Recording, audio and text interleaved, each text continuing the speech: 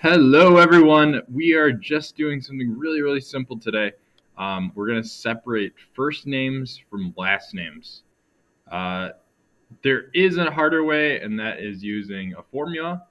But the nice part is Google Sheets has already given us an easy way to do this. So you're going to see all these tabs up here. Under Data, all the way at the bottom, there's this thing called Split Text to Columns. So you're going to click on that and you're gonna grab what you want to split. And if you don't grab it first, it's gonna go away. Okay, so let's try that again.